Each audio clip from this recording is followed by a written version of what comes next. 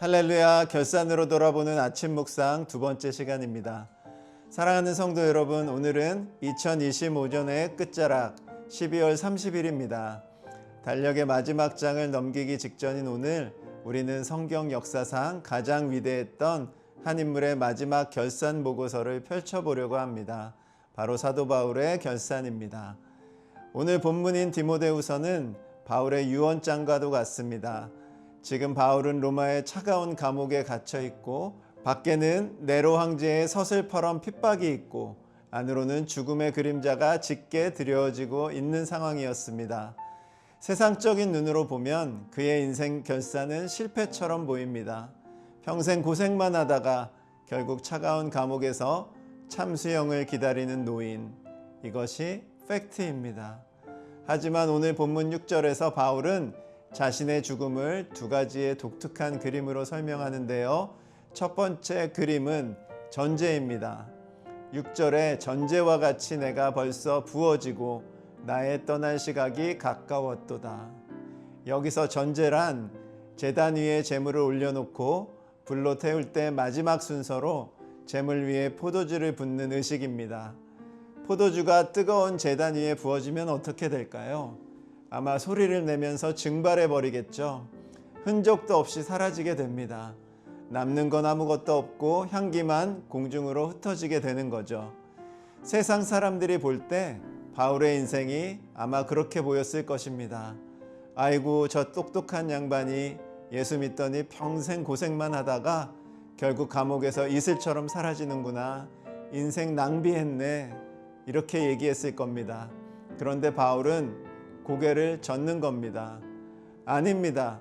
내 인생은 허무하게 증발한 게 아닙니다. 내 생명의 마지막 한 방울까지 남김없이 쏟아부어서 하나님이 가장 기뻐 받으시는 향기가 된 것입니다. 라고 말하는 것입니다.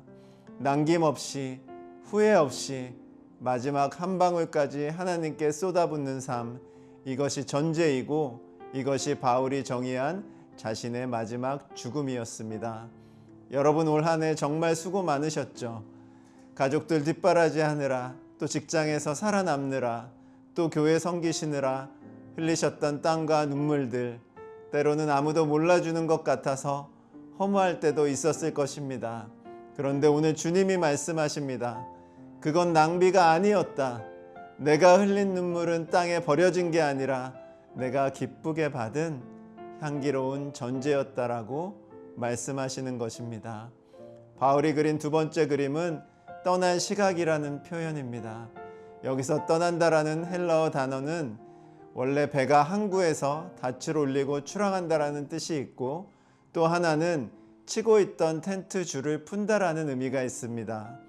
바울에게 죽음은 끝이나 파멸이 아니라는 겁니다.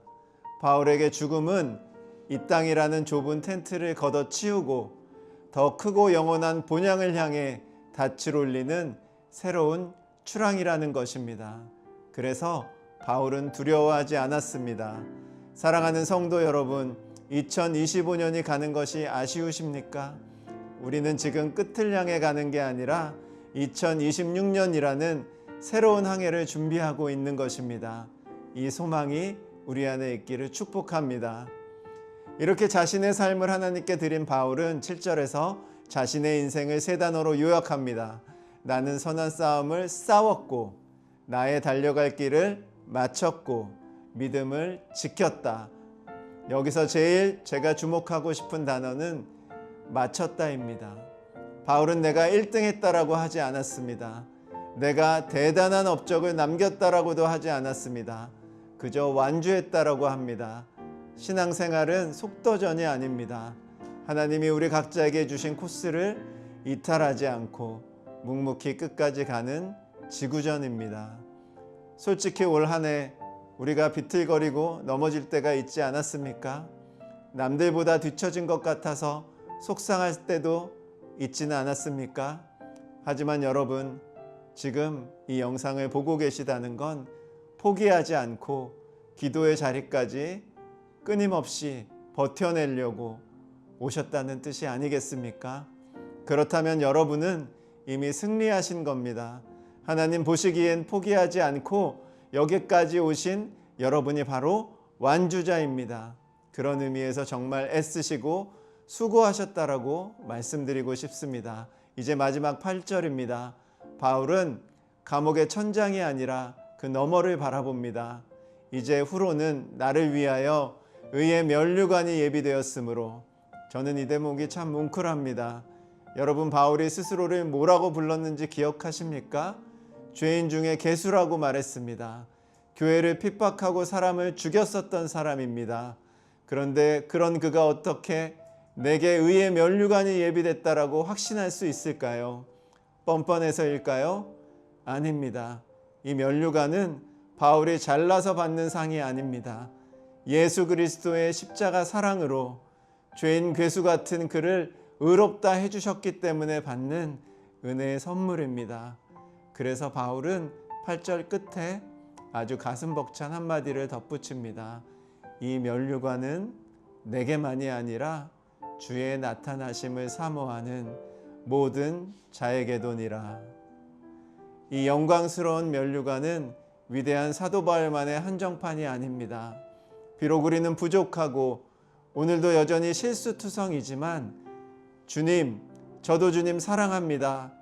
저도 주님 뵙고 싶습니다 라고 고백하며 하루하루를 버텨내는 저와 여러분 모든 자들에게 주시는 하나님의 약속입니다.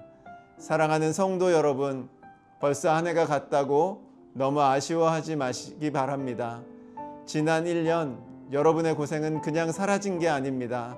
하나님께 부어드린 향기로운 전제였습니다. 비록 1등은 못했어도 믿음 잃지 않고 오늘까지 오신 여러분은 위대한 완주자입니다. 이제 남은 이틀 후회보다는 감사를, 두려움보다는 설렘을 가득 안고 2025년의 마지막을 잘 정리하시기 바랍니다. 그리고 우리를 위해 예비된 그 의의 면류관을 바라보며 26년이라는 새로운 바다로 힘차게 나아가는 저와 여러분들 되시기를 주님의 이름으로 축복합니다. 적용 질문입니다. 올 한 해 내 뜻대로 안 돼서 실패했다고 생각하신 일이 있으신가요? 하나님은 그것조차 향기로운 전제로 받으셨습니다. 이 사실을 믿고 오늘 내가 훌훌 털어버려야 할 후회나 자책은 무엇이 있습니까? 두 번째입니다. 실수투성이인 나에게도 잘했다 하시며 면류관을 주시는 은혜가 있습니다. 이 든든한 백을 믿고 내년에 멈추지 않고 끝까지 완주해보고 싶은 나만의 영적 목표는 무엇입니까?